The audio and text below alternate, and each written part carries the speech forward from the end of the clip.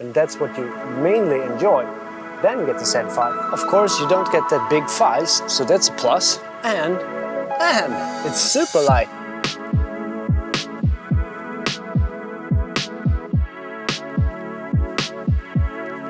Now you might wonder why.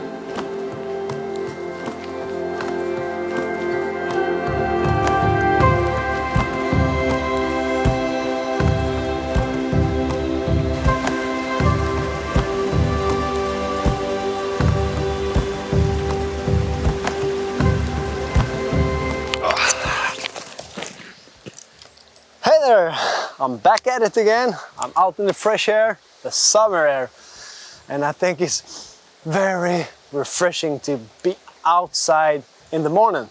And today I'm going to do something different in this video. And the change I'm going to do is that I'm going to change the camera system. And today I'm going to film on my Z6 that I'm currently filming on and change to my Z50. And use this as my main photography camera for today. And today I'm going to do some landscape in this beautiful forest and use this Z50. Now you might wonder why, but let's find some composition and try this Z50 and I will explain.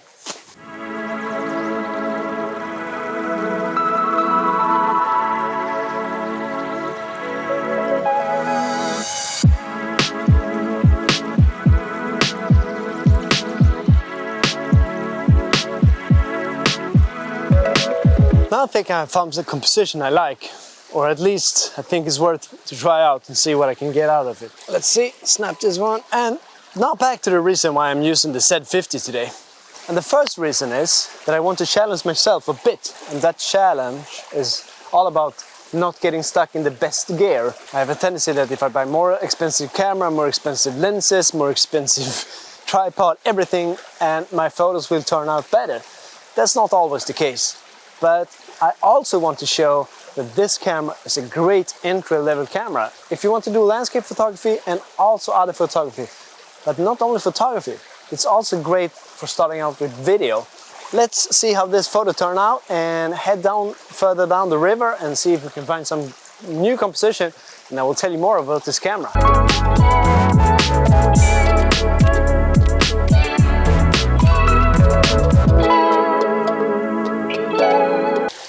Wow, this place is really beautiful. I chose this place today because the weather were not supposed to be that good, and forest has a tendency to be good in moody weather, so this place is perfect. It's a bit noisy from the river, so let's change location and we'll keep on talking about the Z50.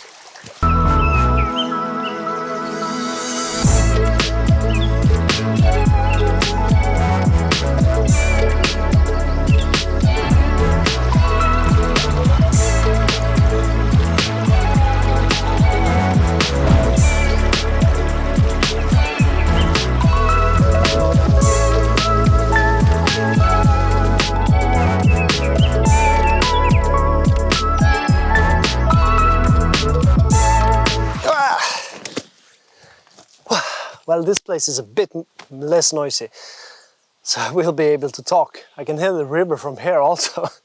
It's pretty loud. But let's get back to why the Z50 is a great entry-level camera for landscape photography and video, as I said, and other photography as well. And that is light and it's easy to carry. And of course the price, about €1,000. That might sound like much money for some people, but you get very much for the money. Just in video you get M-Log, 120 frames per second in HD, and you also have 4K.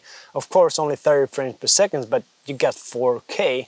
It's great entry-level camera if you want to try out vlogging or just video. And of course for landscape photography, this camera, in my opinion, have all you need to get started.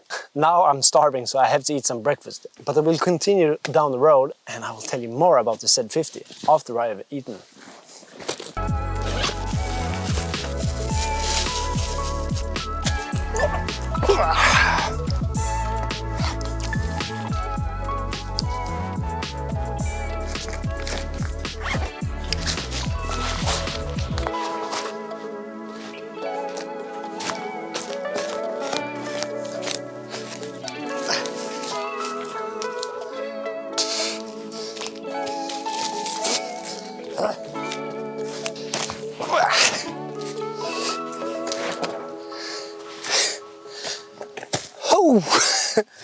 I was stupidly enough to try to take a shortcut and it was a swamp. I've been here before and I know that direction.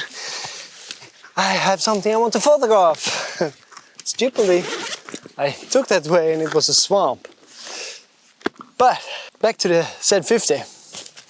Today I'm using the 14-24 f.8 Nikon lens.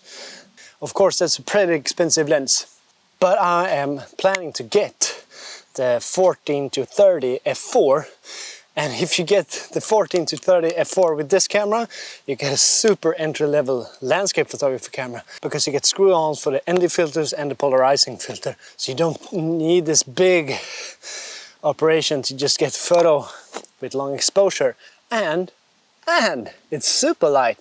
This camera is light, that lens is light, not this one, but so you get a great camera to carry with you, and also it's not that pricey. The camera don't have built-in stabilization, and that's one reason why I think this is a great entry-level camera for landscape photography also, because in my opinion you don't need the stabilization, so it's not worth upgrading to Z5. I will talk more about that later, but in this case I don't think you need the stabilization, because you got a tripod. You want to do long exposure, you want to do landscape photography, but you can also do other types of photography where you don't need a stabilization. All you need to do is do a faster shutter speed and a bit higher ISO, and you can practice. And one more thing about this camera is that it only has 20 megapixels. Some might say that's a downside. Well, of course you don't get that big files, so that's a plus, and you can still enhance the quality in Lightroom with AI. So you can print the photos, you can sell it, you can just keep on doing like the professionals. But you might not get client with big billboards or doing a commercial shoot for like Volvo. But you're just in the beginning, so that's not what you're aiming for. Let's try to get one more photos out of this location. So let's head down there and see if I can find a spot. And I will tell more about the Z50.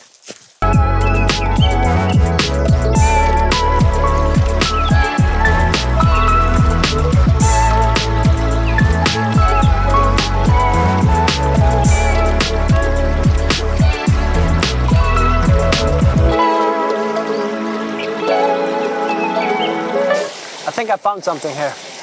This place is so beautiful. You got all those small rivers and this beech wood, these beautiful trees. I've been here before, and it's called Uzbek beech wood. You should check it out. Let's snap this photo and I will go up there so you can hear me, because it's pretty loud around the rivers. There you go. That's the photo.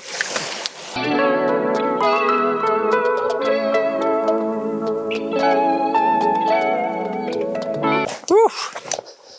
It's warm today. I didn't think it was going to be this hot, so I'm getting sweaty. Oh.